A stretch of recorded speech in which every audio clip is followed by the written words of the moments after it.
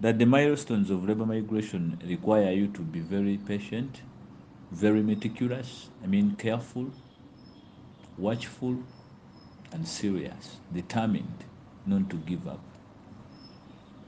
Once you start it, it's just like the day you were born out of your mother's womb. You are determined to grow, even though you did not sign anywhere. But by the time you survived the labor ward, that is a full signature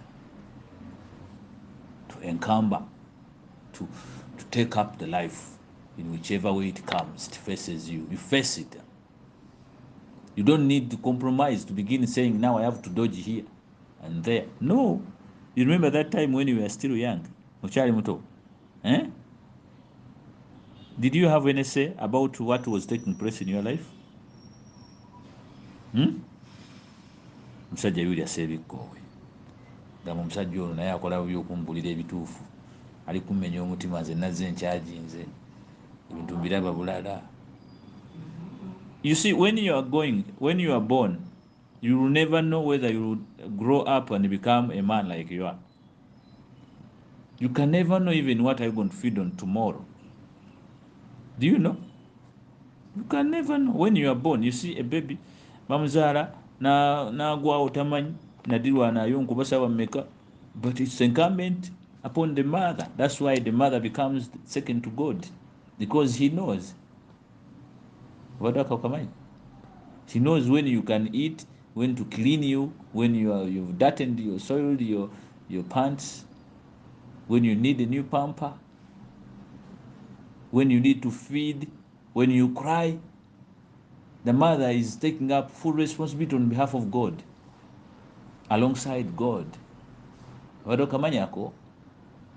And you, a man who is born with a full body, you are not a monkey, because you are a human being. Therefore, your mother cannot treat you like an animal. She will even go ahead to dress you up like a man. You have seen the younger ones dressed up in pants like a nayambalanga omusajja, but the boy doesn't know even that he's a boy. Did you know that? So do you have any command you give to your mother to take care of you? Do you even rush her in anything, in any way? Do you have any plan over which quality of milk you have to take? It is the mother responsible now. That's how God also gets in charge in our life when we grow. We don't know what comes next. Therefore, we cannot preempt to say, my tomorrow must be. Yes, we can envision, we can hope. We can have hope as an adult. You can hope, you wish to be, and pray to God. By the fact that God has enabled our physicality and our speaking gadgets, the organs, our sensory nerves, that is your eyes, your mouth, your we call them the anal orifice.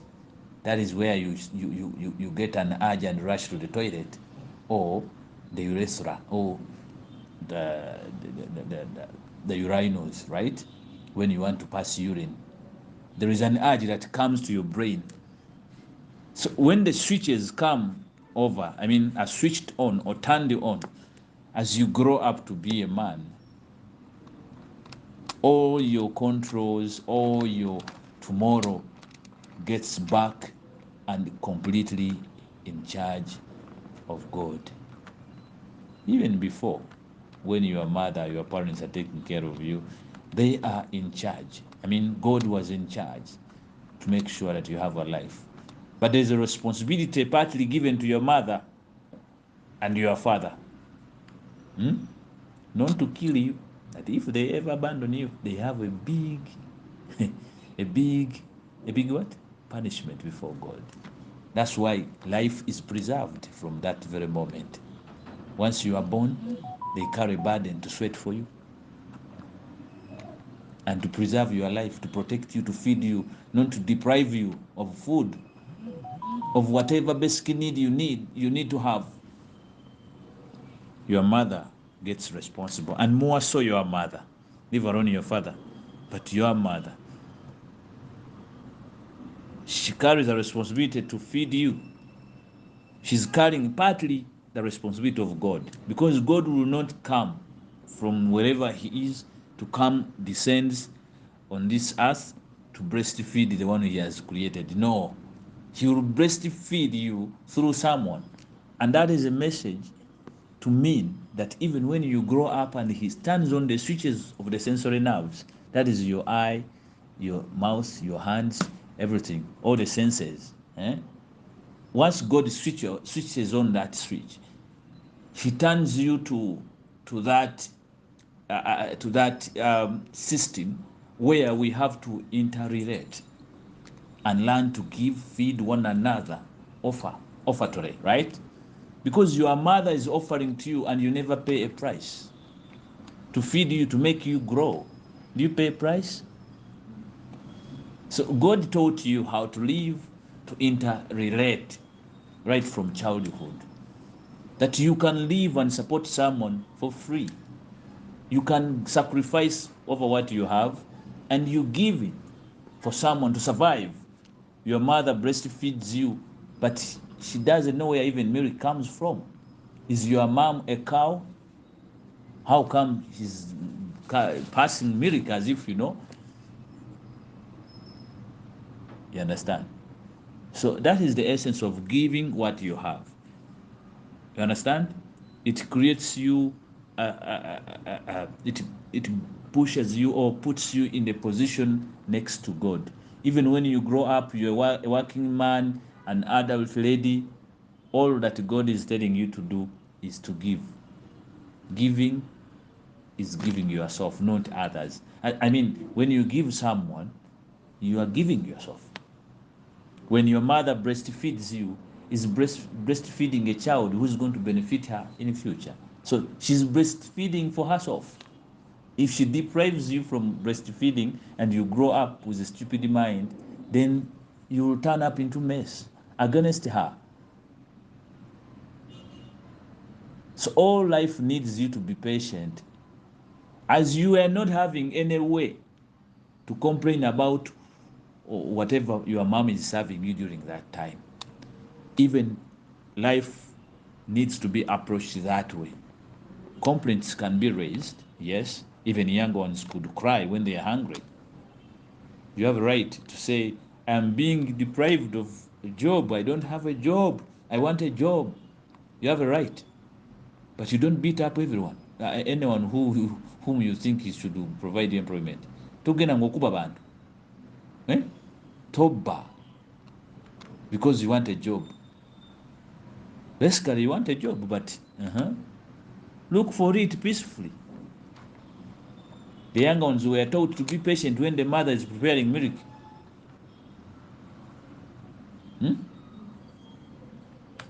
So for you, in the course of searching for a job, there are things you have to master in your mind to avoid the mistakes. Being so meticulous, careful, patient, okubeera omwegendereza, abaza obulungi, ocalculatinga byokola, because the world you are going in, you don't know how deep it is. Have you ever been to Saudi Arabia? Or you only hear about it? Imagine a young one doesn't know how even the world looks like. He's born to the world, but he doesn't know even the village he is. He's just there on God's mercy and the mother. See what she did? But still God,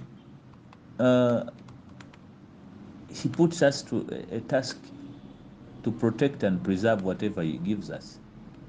Don't you think if your mother leaves you outside, you can easily be stolen as a baby?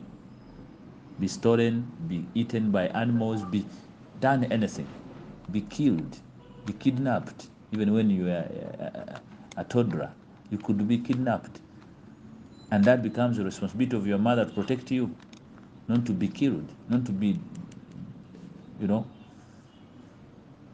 So it requires you a lot of knowledge, okugenda ebuziba, understand that. And once you attract yourself to that energy, then you get close to God.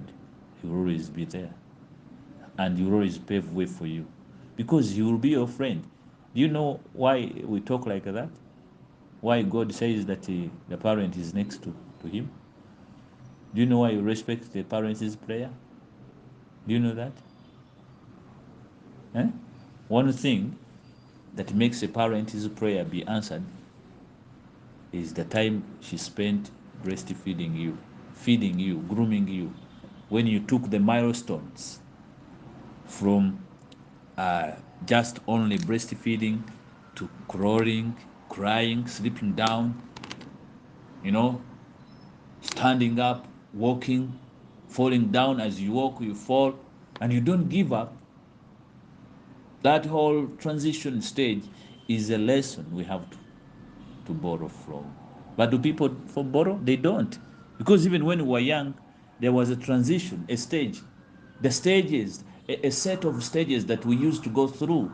It wasn't that fast that we jumped or skipped some stages. Sebo mukulu. Bangamba wabuka stage. Mbugwe tewayavula, tewatambula, watandikirawo kudduka. Olwalivaako ebbeere n'odduka. There were no processes. Did you in any way force God to help you skip one of the stages because you feel you want to run fast or grow? Or in any way, do you now feel like you should become an old man because some guys are minimizing you? So you want God to skip you these years, You become a judge. Because judges are highly respected. In search for respect, do you wish to skip a stage in terms of ages? I mean the years you have to attain before you get there? No, you have got to wait, right?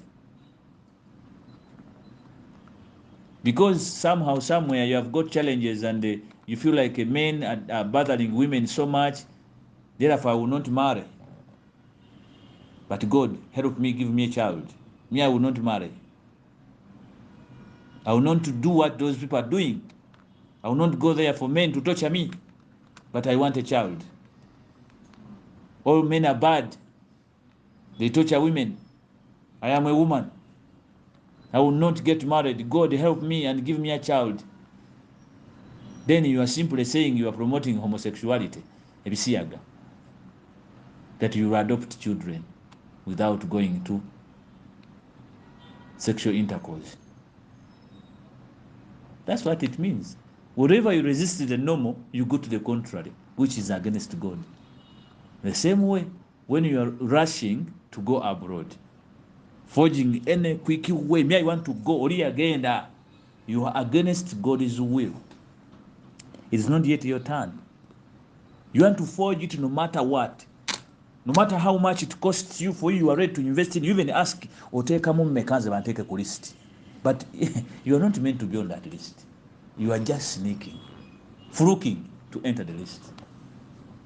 These are the people you hear. By the time we landed, omuvubuka yafidde ku nnyonyi. Gayo yajjuta twajja naye naye baabaha. Ebintu tebyali byangu. Omanyi gayo abadde yakajja okumala omwezi gumu. Yafiiridde mu lift. Nga n'ekikuta tokitegeera. Sometimes God prevents you, he delays you because of what is going to happen that does not deserve you. Have you ever been there when God is planning to save you from an accident? When you had a journey and all of a sudden, wabawo ekikudireyinga. You were to move with certain people, maybe you're going for a wedding, for them they move, they board, they say fetukulese. Somehow, somewhere, you get an urge, you run to the toilet, say I'm coming. Bana munindeko ogera bokutenga bakulese. Ogindu kujja okutuuka ku kkubo bagenze. Right? Gwe yasigadde emabega baba bayingira katonga nga akasimu kajja owange sebo gweolinaku nawo oluganda wano bana abantu abali wano baweddewo. Have you had such scenarios? Obiwulirako? Baweddewo naye nga nawe wabadde ogeragerera muki? Recently waliwo accident yabaddeeyo wambalala. mwagirabye trailer omukazi yadde avuga bonna family okuva ku taata maama n'abaana bonna bali bagenda kulya olunaku bonna ne bafa omulundi gumu tewabalabye. They were rushing, everyone was saying abadde adduka nnyo kale abadde alaga speed nga y'amaanyi abakazi tebavuga bwe batyo.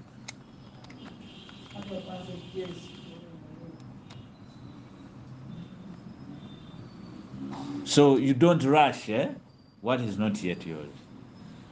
You give it time. You got to hold on, and learn to queue, learn to line up. I told you used to line up in school, but that was giving us discipline to learn to wait for your turn. So labor migration has milestones which are similar to that. You don't know which country you're going. You don't know, you have never been there. Therefore, you don't want to risk, just like a child breastfeeding. This boy doesn't wake up and tell the mother, me, I want to breastfeed, I want to grow, No, it is a process you have to take at a time. If you jump steps, it will come that you'll be required to go back and attain the same stages which you are missing. Are you scared? Do you still want to go abroad? Because that is phase 1, introduction. There is another one where we go to reality. What is happening there? Are you ready to come back in a casket? Or are you ready to put it in box? Sebo. Because what's your name? Henry. Are you ready to return in a shoot? Yes. Is it this whatever? Totally ready. Pulira muli omutima gw'okugamba omusajja abadde kyona erinnya lyange aligezesa mu bintu by'okufa. Ebyokufa mbijjemu erinnya lyo. Nyinza okuŋŋa munaye gwe munaye ebibyo bizibuzibu nzo nga erinnya lye tuligezesa Katonda ayinza okunkimirawo tolina kukkiriza muli.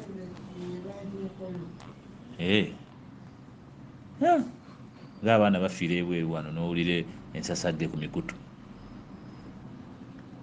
Yafudde, owaffe yafudde, yabadde talina kufa ye ng'afiira ki? What would you do if you die from there?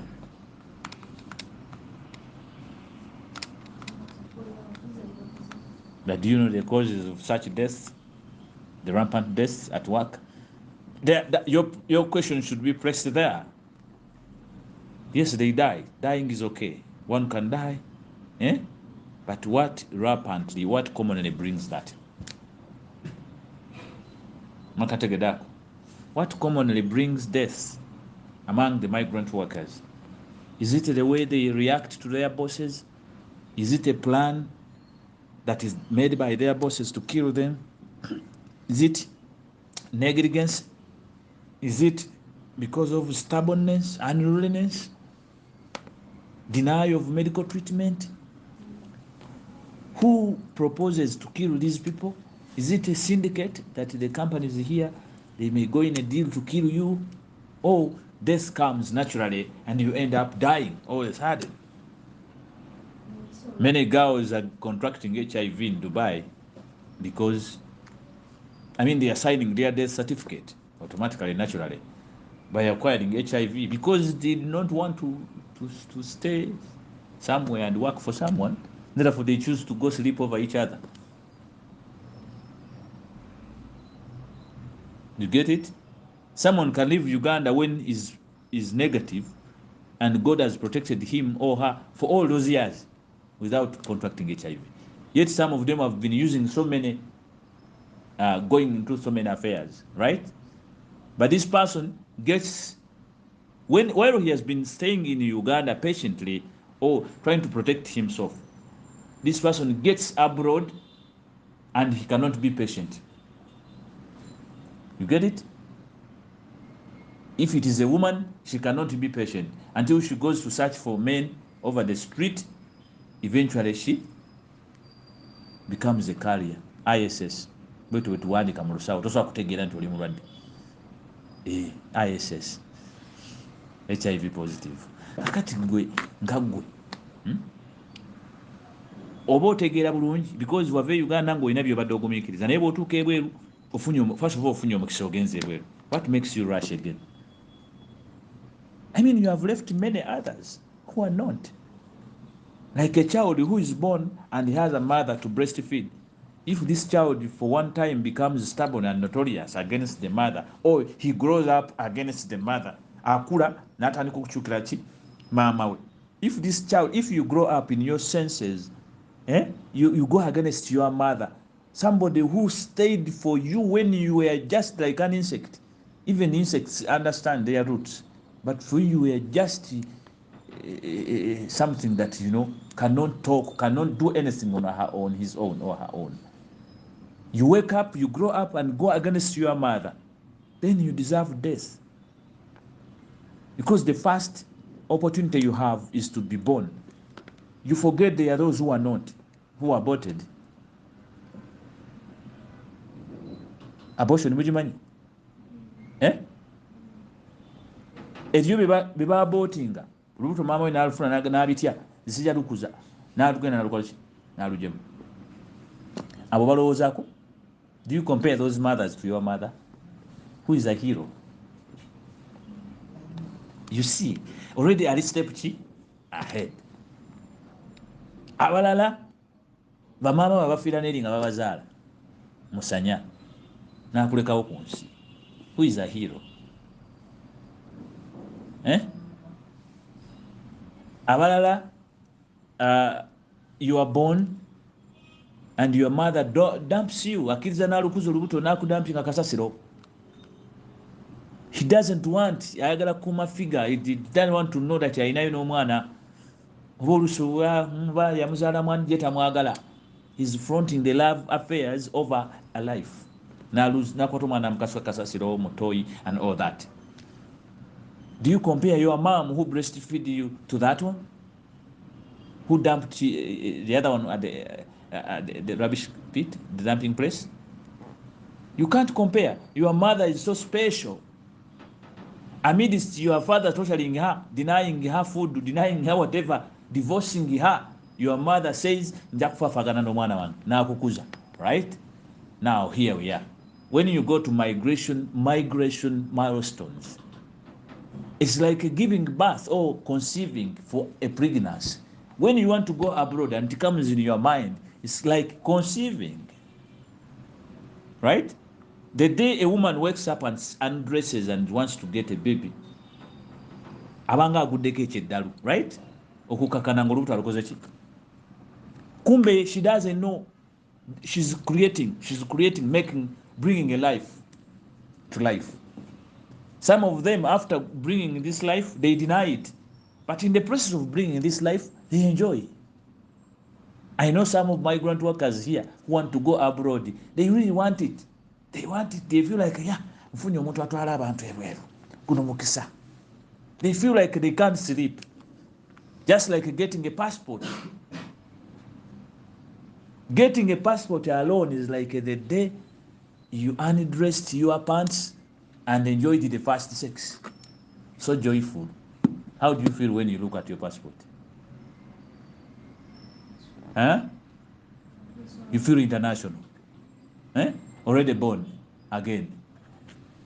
So this is how it is. Mfuna bulungi sebo. Bikukuteko nnyo tokaabira wano. So olina okukimanya nti it is the milestones you have to respect. They don't come according to your will. They come according to God's will. If you rush yourself, you are free. You are free. Hello. A mother who chooses not to breastfeed her child takes her to the toilet, to the dumping place. Will she get any burden in the breastfeeding? No. Will she be bothered or even understood whether she exists? No. If you want that, do it. You are free to take it so quick, so short to avoid the breastfeeding. Likewise, those who don't want to go through the 9 months have chosen to abort. Is there any problem? Risk your abortion. It's up to you, right?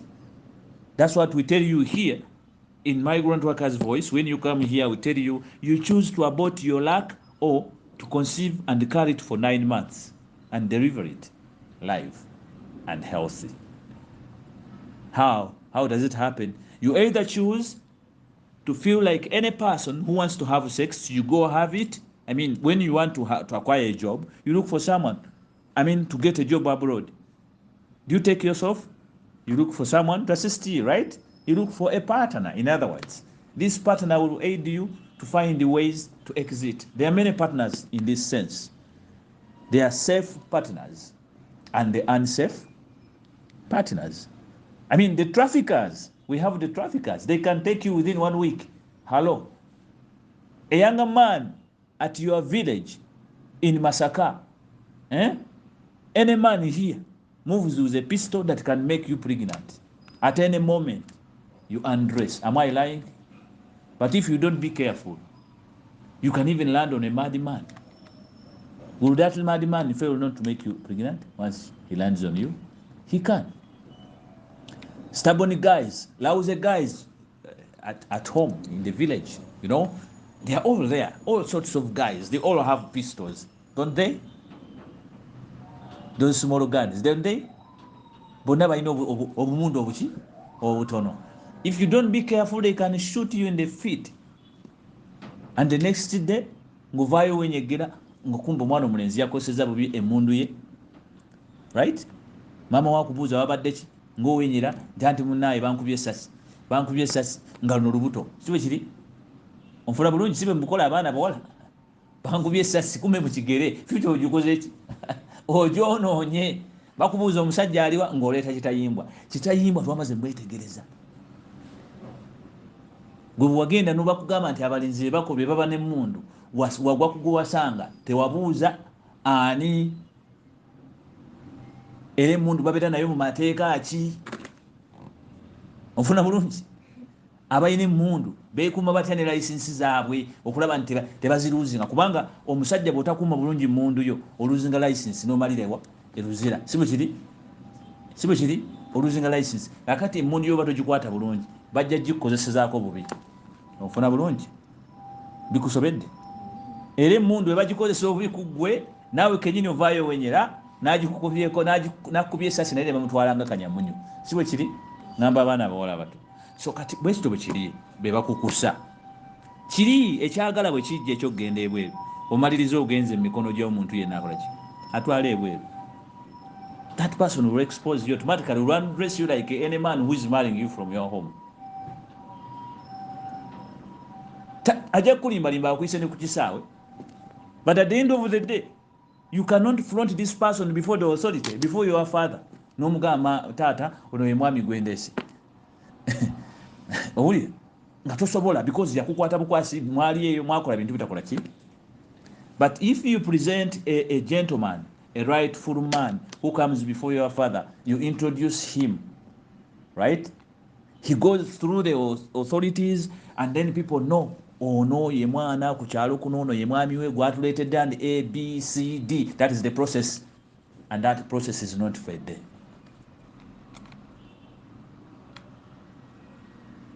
That process is not fair there.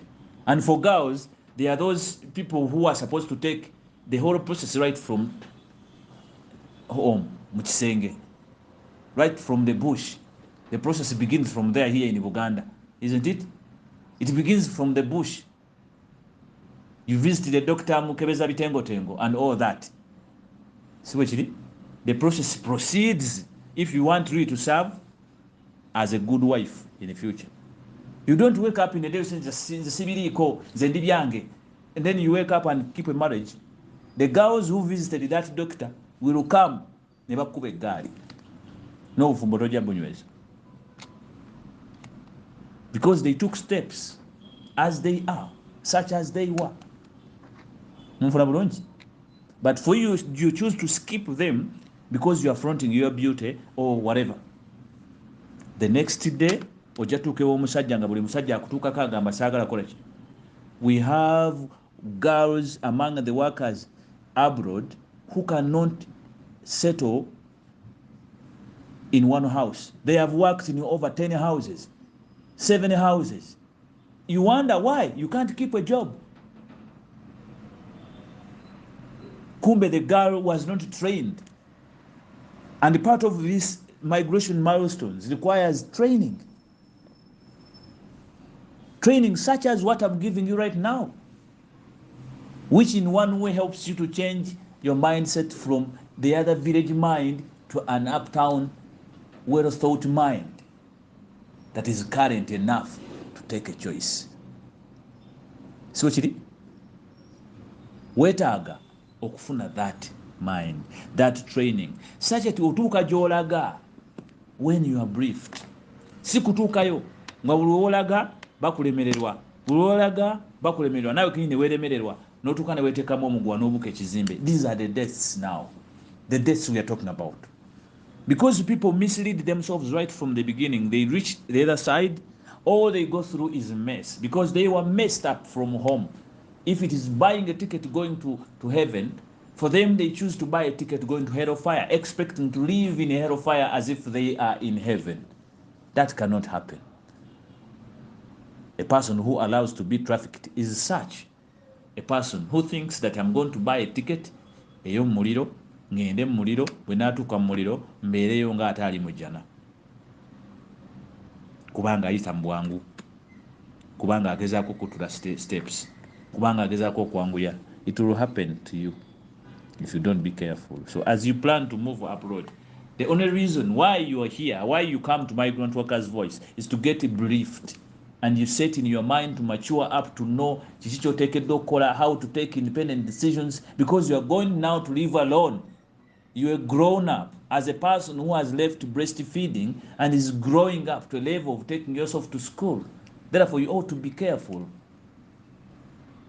that one day you will have to take yourself completely. You are the one to cross the road, you are the one to be careful, and make sure you work hard also to pass the exams or to pass the studies you are attending. Nobody will be alongside you, but nobody will accept your God. That's what I mean. You don't go there leaning to people in Uganda. Everything they ask you, will you manage this? I will try. You mean you're going to depend on your skepticals? You will try. That means you're not determined to face it. And me, I don't deal with such people. Once you tell me, I will try, you will try. Did your mother try? Did she even mention it that I will try to breastfeed? She didn't know even where the milk were coming from, right? But she eventually agreed, got determined, put you on the breast, the milk came. What does it mean?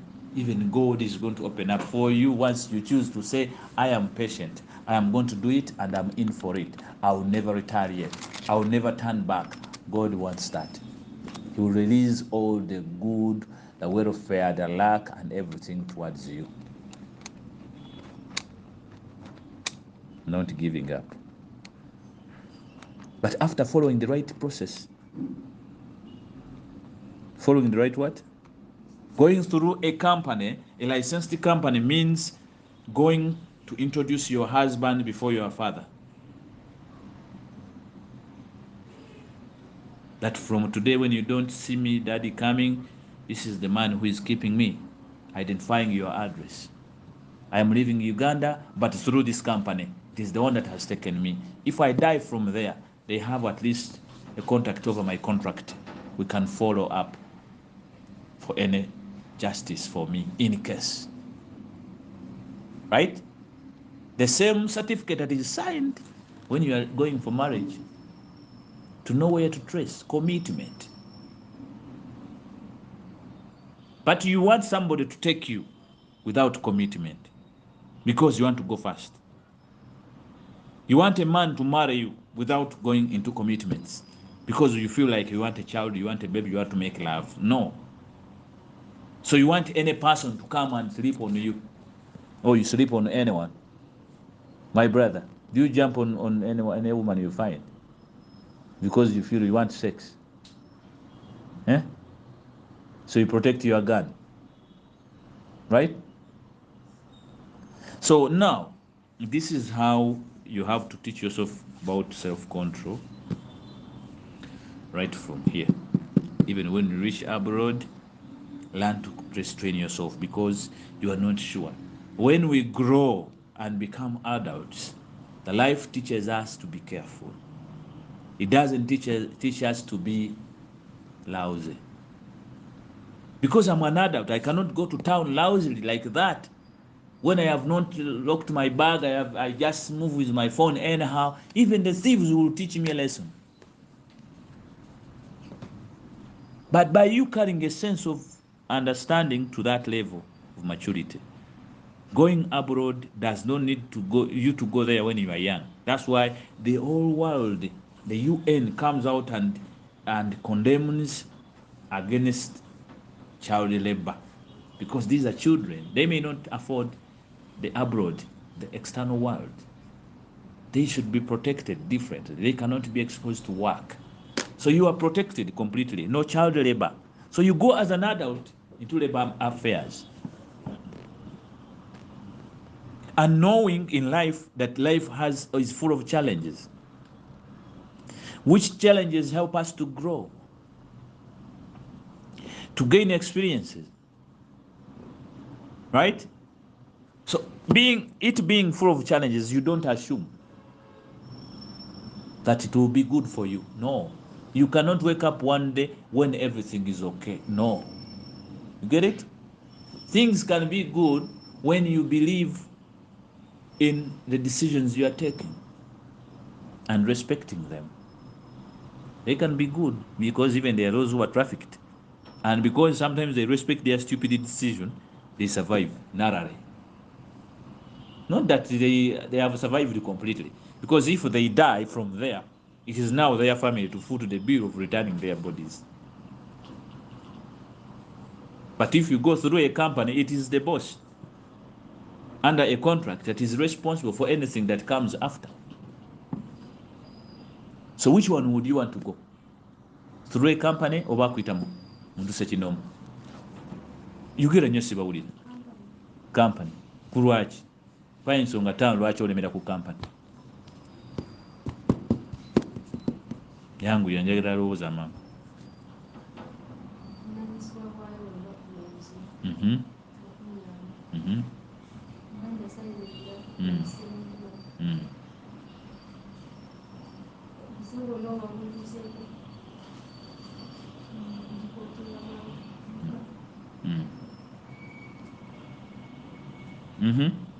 Sebo kyogamba gwe twagenda ku kyaya wali nolamuza tiketi bana betwala ku embasi.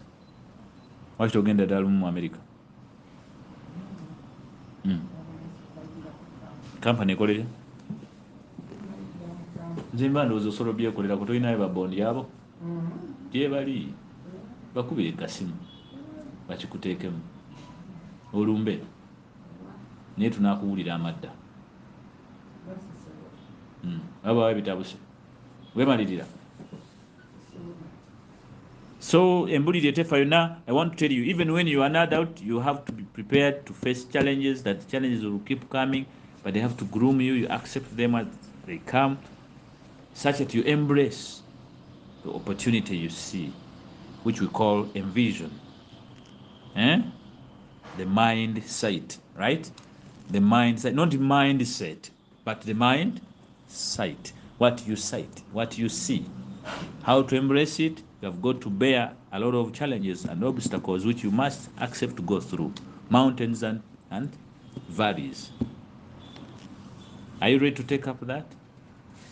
Don't lie to me. Don't be here to please me. But let me respond yes to this man. Just tell me, nze bannaye okusinziira nga bw'obinnyonnyodde natidde dda.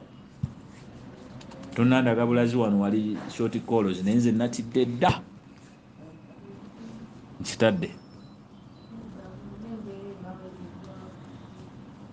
So do you need to come back? Do you need to run away? In life you will face that challenge, those challenges. But if you continue running away, that means your life is at Lusubo. even your success. So what do you do as a person who wants to go and work from abroad? You teach yourself, you learn how to what is happening there. Church fire. That's one. Two, you trigger yourself into having a mindset, because you are now being employed. You are not independent. Partly to grow your mindset, you have to have a mindset that is growing, or a growth mindset. Endowooza ekula oba ekyuka, right?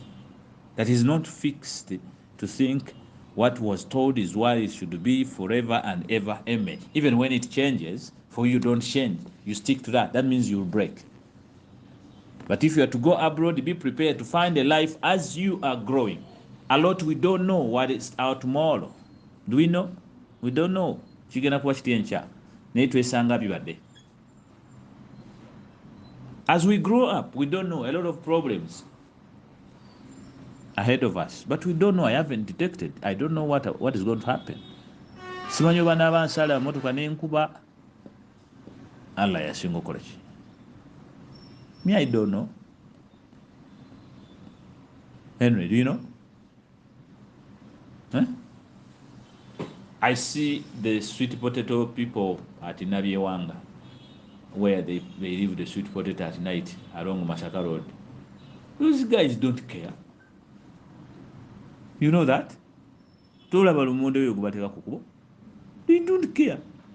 Watermelon. For now, a thief who wants to steal this sweet potato, I heard that Imbu, omuntu wajana kwata ko erumondo Nabyewanga akokolimanga enkoko kituufu. You can tell us. Is it true? No. Is it that those guys are so believers, so much of believers that they leave it to God to take care of it? Or discipline is within those bypassers? Guy ajja kujja lumu ne katraka kegundi ati kerumondo yenna munaamukwata muti.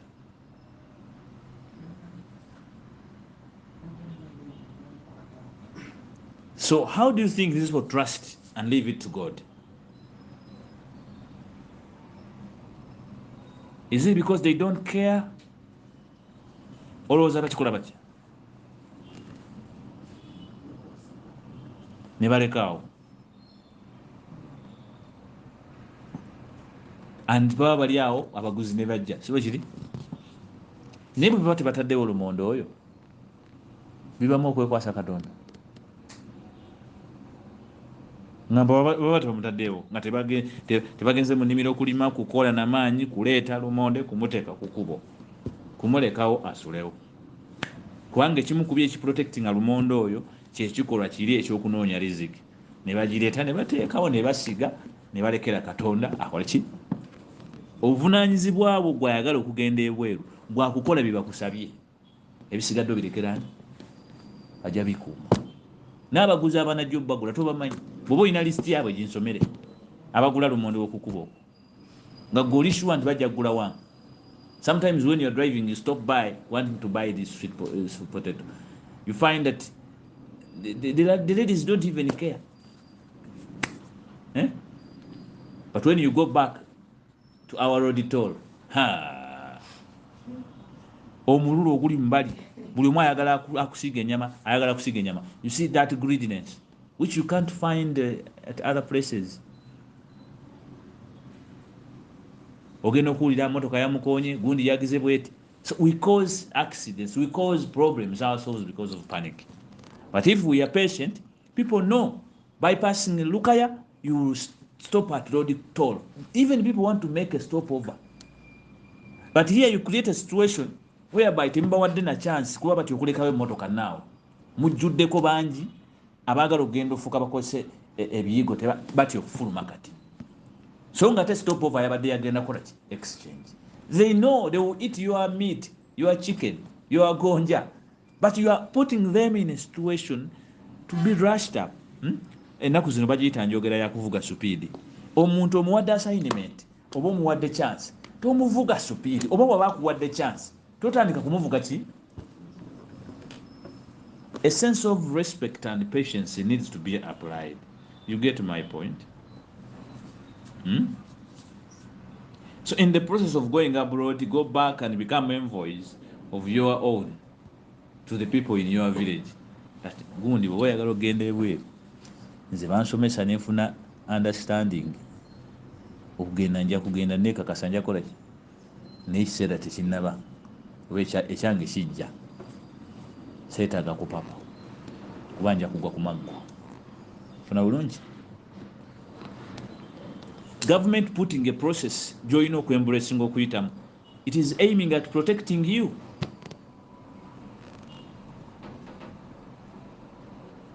God creating Adam n'amuwa assignment nti genda okole nnyo, he was aiming at protecting Adam from stealing. Otherwise, if he left Adam to come on earth like that, everyone would be grabbing the other. Olaba enkima, no monkey was sent or is civilized enough to respect one another. They don't. You serve them bananas, they are grabbing this, they are grabbing that. They have a lot of greediness. We would be like that if we could not carry restraint within ourselves. That respect, civility, mutual respect, the element of shyness, and so on. Mu Busiraamu tugamba al-aya'u min al-iman, that a person who is religious enough is shy. Era okuba n'ensonyi kyambuki mu bukkiriza. So somebody who is shy at doing something wrong will always restrain from going astray. The same way in our usual life, ebintu bingi bye twekugira obutakola because tutya okuswala. So kiri? So why would you risk going into death, signing a death sentence for yourself? For instance, like people who are drinking smoking marijuana, drinking alcohol, doing funny things, excess beyond their normal life. Don't you think they are signing a death sentence for themselves? Sebo, do you drink when you are sometimes? Wandyegombye okunywamu singa wali weeyonoona kuva emabega nga gwe kavubuka akanywa ku kyalo ne kaganga era kati ennaku za Easter zibaddeko nga gwe yeewaddeyo bakutikka omusalaba n'obalagirako bwerere. Wandibadde olimu abo abafuna ka passport akapya. Ndabye ka passport ko oli omu ku bannamba emu abaafunye ka passport akalinga ennanga muntu. Wandibadde oli omu ku abo. But because you're a focused person, responsible, you choose to see your image, your picture, your whole body, your whole manhood, not being in that class. You are seeing yourself in another what? Class. Somebody who has worked some money, lived abroad and returns home in a different status, speaks better English, polished. Not the one of na, you see, you know, you go, come, sit down, come. But you beat a polished person. You return home when you are different. I mean, you don't be different right now, but you are aspiring, don't you? Toli mukusubira kuba chabeyi. Toli mukusubira kuba wa mutawana okusinga kawo.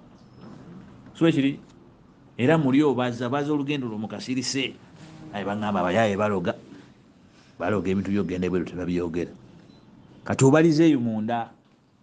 But for our issue, ffe ng'aba migrant workers, ffe byaffe tubyogera.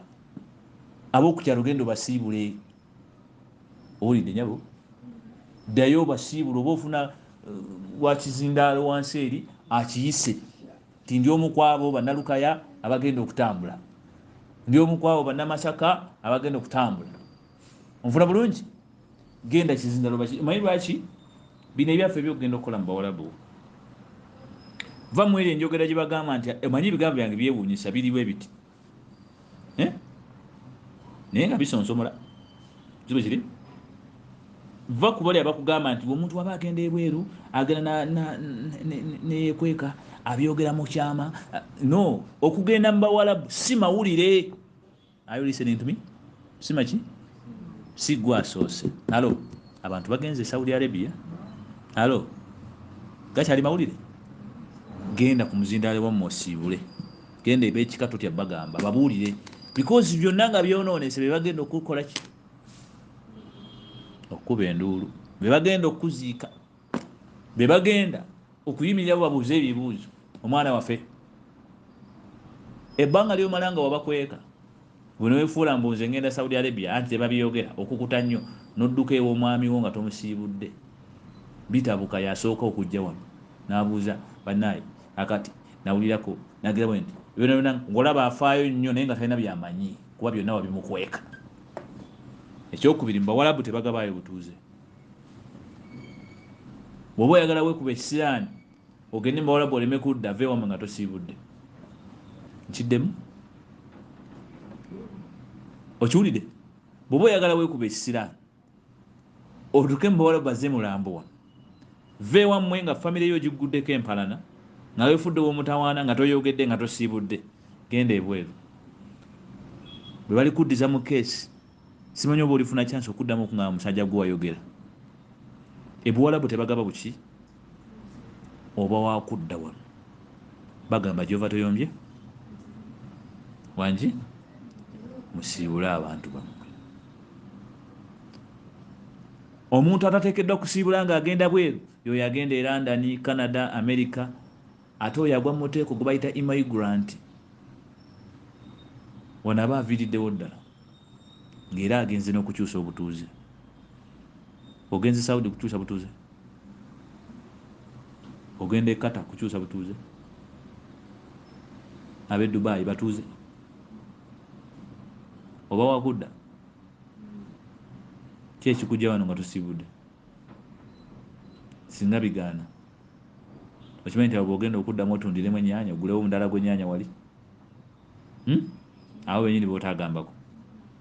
Ogenda kudda nga balina okugula ennyaanya zo bakuyamba oddemu osituke. Sebo abo bw'ogenda okwasiza enku kye bagambe omulaba omusama yakomawo naye byamukuba bamuddiza ku mpingo.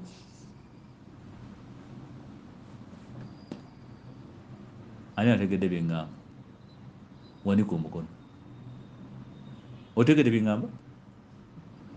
Waliwo kubanga bikuyitako bisi nga kisanirizo bikasuka eri. So nja kukomaawo, kiri eri mmwe okweteesa to take over these milestones, labor migration milestones, and knowing what you want. Okay? You don't panic. Take steps. Face life as it is, such as it comes.